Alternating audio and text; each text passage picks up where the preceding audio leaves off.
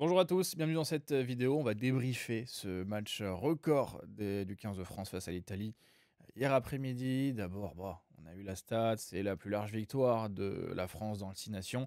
Mais en dehors de ça, on va essayer de rentrer un peu plus en profondeur dans la performance des Bleus. On va commencer, je me suis fait une liste de choses à noter parce que je sais pas si vous le savez, mais je me fais, depuis le début du tournoi, des feuilles de match avec. Attends, ça va frotter le micro. En gros, avec tout ce que les joueurs font. Et en fait, ça me permet d'avoir un avis un peu plus précis sur les joueurs, avec tout ce qu'ils ont fait de bien ou moins bien. Je note, par exemple, celui de la France hier, par exemple, Atis Ogbe, j'ai noté tout ce qu'il a fait. Il a enfin, carrément un plaquage manqué sur Troula. Bon, tu vois, c'est ce genre de petits trucs, ça te permet d'avoir une vision un peu plus précise de ce qu'ont fait les joueurs. Et donc, grâce à cette feuille et du coup à ce que j'ai regardé, enfin tout ce que j'ai noté sur la feuille, on va se faire ce débrief. Bon, d'abord, évidemment, on va parler des différents secteurs de jeu. La conquête, on va commencer par la conquête parce que ça a été un gros point positif. La touche, on est sur 15 sur 15. On n'a eu aucune erreur avec notamment Flamand, pardon, qui a pris 8 ballons en touche, 8 sur 15.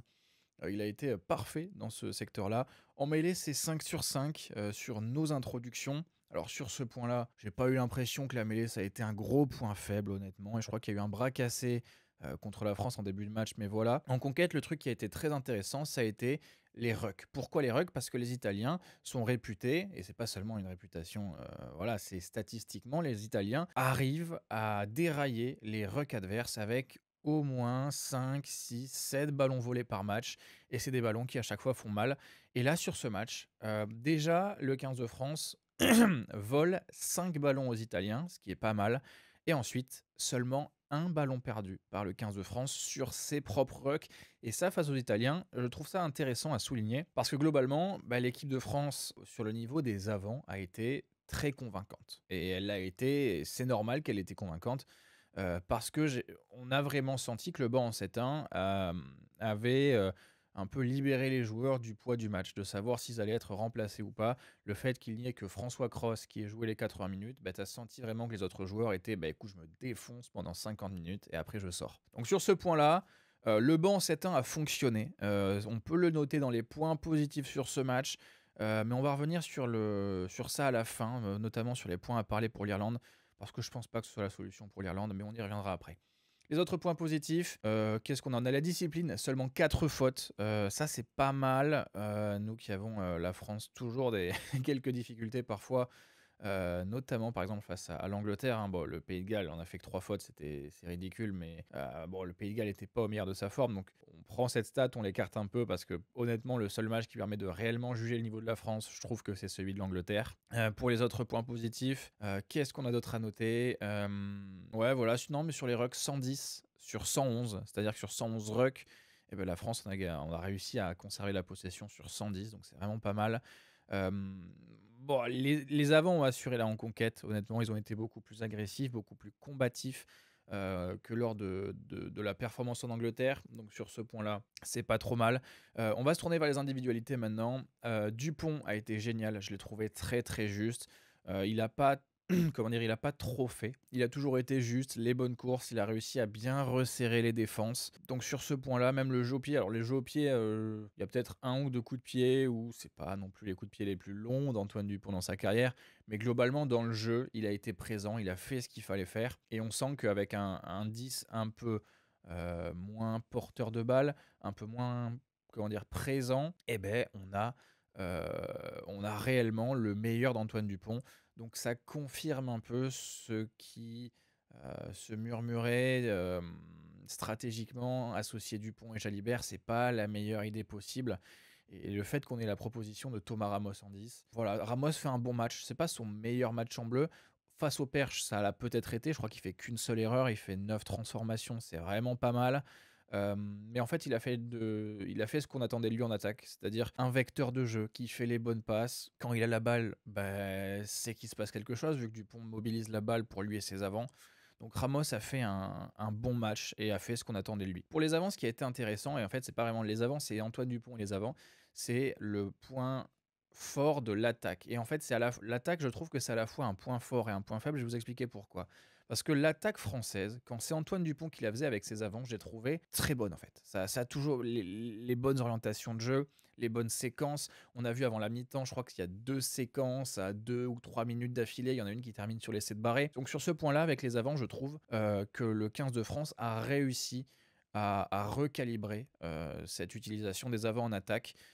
Et en plus, on n'avait pas Méafou, on a eu un Guillard qui a été très bon. On va en reparler évidemment, on va reparler des individualités. Mais sur le plan offensif, le jeu des avants et le maniement des avants par Antoine Dupont a été un très bon point positif. Pourquoi je considère que l'attaque a également été un point négatif, c'est qu'on n'a pas eu de grands mouvements d'envergure derrière. C'est-à-dire qu'il y a eu des individualités, des courses soignées de Barré qui arrivent, qui proposent, qui offrent des solutions et ça marche, qui perce, il fait la différence, il va marquer. Pareil à Tissogbe et à LBB, le dézonage a été super intéressant, le fait d'aller sur l'aile de l'autre, on l'a vu sur l'essai, je ne sais plus le combienième c'est, il y en a eu tellement, mais celui où Atisogbe déborde sur l'aile, Atisogbe arrive lancé comme une balle, Atisogbe l'offload et c'est Louis Bielbiaré. C'est ce genre de choses-là qui a été intéressante. Mais globalement, sur l'axe 10, 12, 13, ça n'a pas été exceptionnel non plus. Ça a été bon, mais il y a pas eu vraiment de lancement de jeu qui a vraiment mobilisé uniquement la ligne arrière et qui a fonctionné. On va se le dire honnêtement, contre l'Irlande, il y a plein de questions qui se posent. Que ce soit qui on va mettre en 10 et en 15, qui on va mettre en 13. Est-ce qu'on continue avec Barassi? Est-ce qu'on va sur Ficou? Est-ce qu'on refait un banc 7-1 ou alors un banc 7-2 en 6-2? Il y a plein de questions qui se posent. Est-ce qu'on ressort à Tissogbe, on met Penaud? Il y a plein de questions.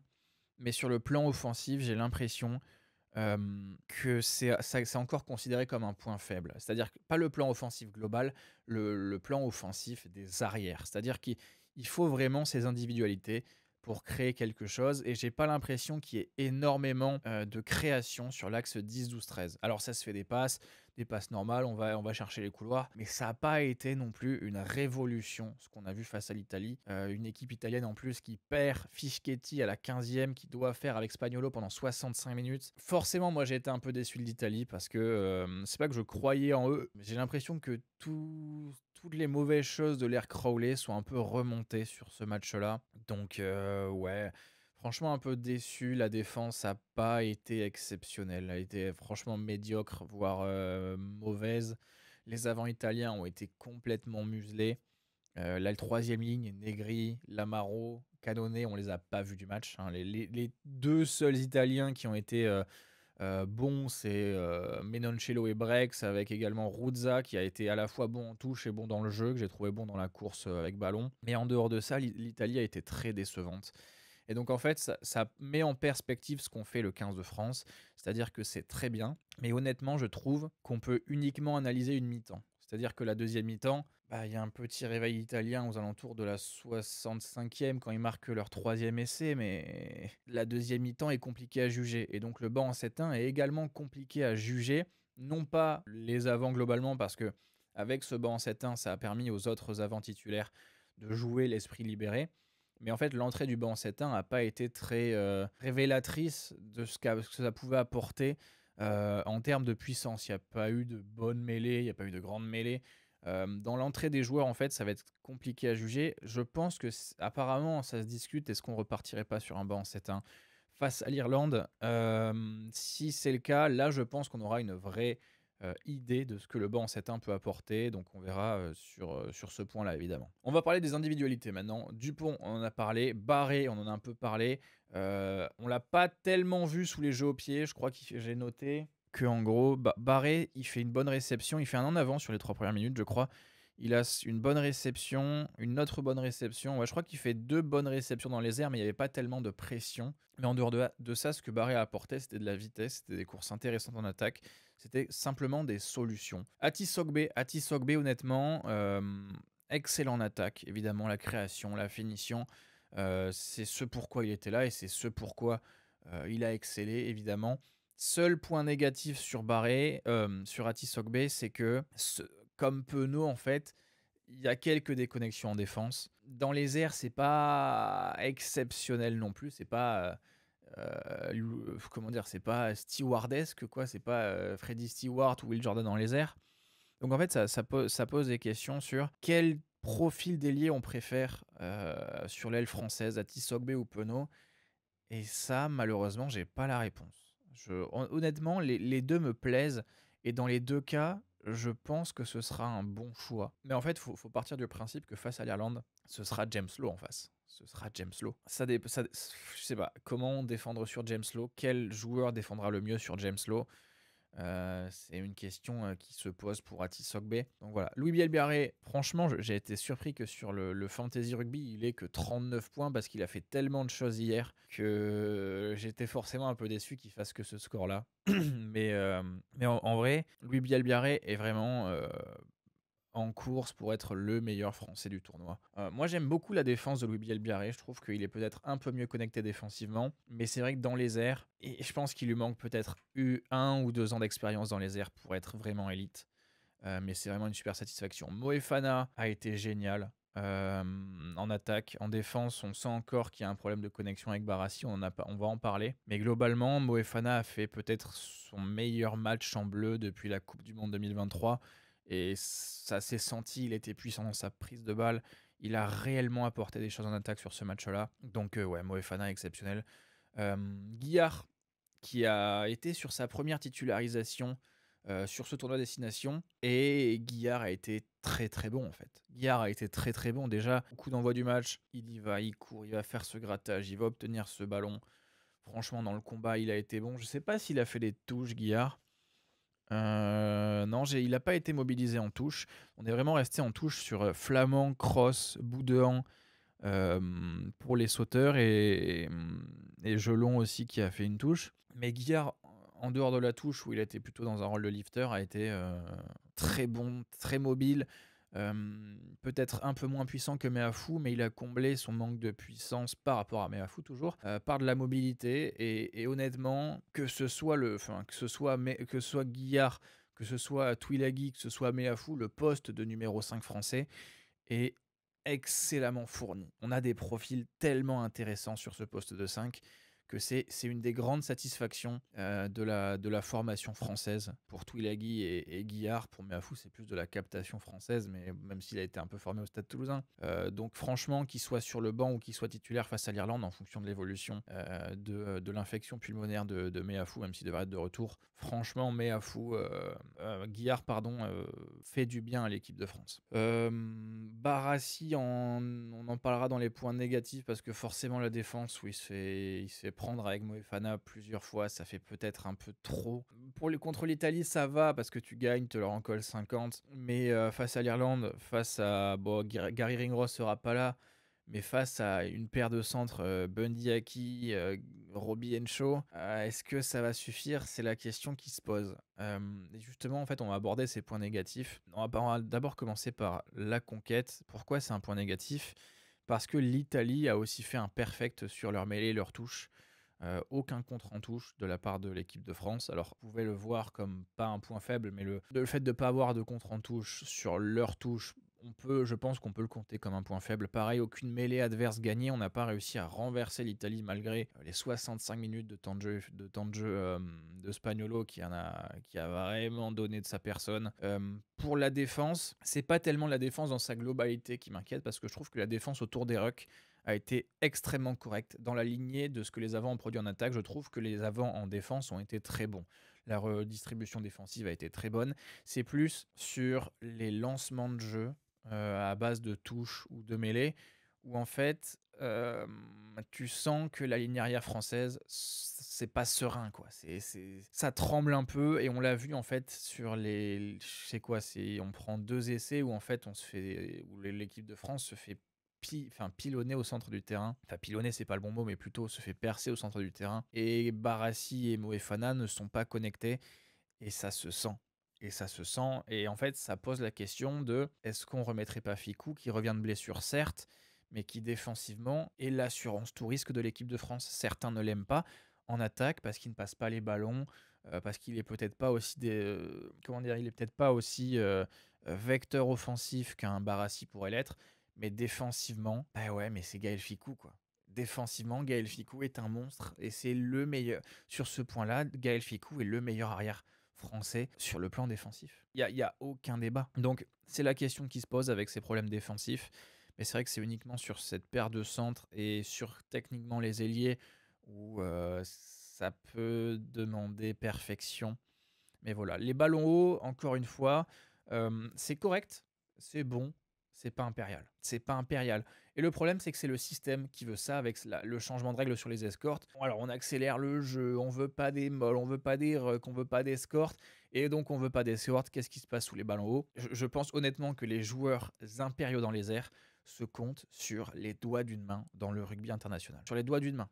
C'est franchement, pour faire des matchs perfects sous les ballons hauts, faut vraiment être complètement pas matrixé par les ballons hauts, mais avoir le bon timing, la bonne hauteur, être grand, minimum 1,85 m, et il faut avoir une protection suffisamment intelligente pour pas que ce soit considéré comme une escorte et que ça se fasse siffler. Donc sur ce point-là, la France, je pense qu'elle n'est pas encore au point. Et que ce soit Loubiel Biarré, Ramos ou Atis Sogbe, on n'a pas de joueur élite sur cette feuille de match dans les airs. Barré a peut-être été le meilleur, mais LBB, Ramos ou Atis Sogbe, c'est bon, voire très bon, mais c'est pas élite tout le temps. Et ça, pour le 15 de France, ça peut aller pour 90% des matchs, mais face à des équipes comme l'Irlande ou comme la Nouvelle-Zélande, bah, ça peut faire mal. Ça peut faire mal. Donc sur ce point-là, les ballons hauts, je ne le compterai pas comme un point positif encore, donc je vais le mettre dans les points négatifs. Mais voilà, en fait, ce match face à l'Italie, pour clôturer cette vidéo, ça pose énormément de questions. En fait, j'ai plein de questions, que ce soit... Alors, ça va dépendre de sa blessure, mais qui on met entre Meafou et Guillard en titulaire? Parce que si Meafou est pas totalement remis, est-ce que ça vaudrait pas le coup de le mettre sur le banc pour avoir un impact de malade mental sur la fin de match? Pour la première ligne, je pense que c'est déjà fait. On a eu ce débat sur Twitch, est-ce qu'on mettrait pas plutôt Marche en titulaire pour profiter de ses capacités de gratteur sur les 50 premières minutes et avoir la folie créatrice de Movaka sur les 30 dernières minutes? C'est une question qui se pose. J'avais un avis plutôt Marchand titulaire, mais face à l'Irlande, je considère qu'il faut quand même avoir Marchand sur les 30 dernières minutes. Je pense que ce sera un match serré. L'impact d'un Marchand sur la fin de match peut être non négligeable. Pour les autres points, je me posais la question. La troisième ligne, je pense que c'est bon. La deuxième, je pense que ce sera Flamand et Meafou, si Meafou est apte. Pour la charnière, Dupont, c'est une certitude, mais encore une fois, se pose la question de qui on va mettre en 10 et qui on va mettre en 15. C'est la question, est-ce qu'on repart sur Ntamak pour rechanger une quatrième fois d'affilée la paire de demi? Qu'est-ce qu'on va faire sur ce match? Je sais pas face à l'Irlande. Je t'avoue que personnellement, je préférais avoir Ramos en 10 et Barré en 15. On peut pas se passer de Ramos face au Perche. Et le match qui a fait Barré force à le mettre en compétition avec Ntamak. Je pense pas qu'il y ait de mauvais choix, mais en fait, dans la forme, Barré est dans une confiance qui est tout simplement folle. Et je pense que Ntamak, peut-être qu'il faudrait faire un banc en 6-2 avec lui sur le banc. C'est une question qui se pose. Mais voilà, et puis après, Penaud ou Atis Sogbe en 14, Ficou en 13 ou Barassi. C'est plein de questions qui se posent. Je vous invite dans les commentaires, si vous voulez, à faire votre compo pour l'Irlande, mais même à me donner vos avis sur la vidéo. Savoir si vous aussi vous avez les mêmes points forts, les mêmes points faibles, si vous avez noté des bonnes choses dans le joueur, des mauvaises choses. On se retrouve dans les commentaires, évidemment constructifs. Et bah écoutez, bonne fin de vidéo.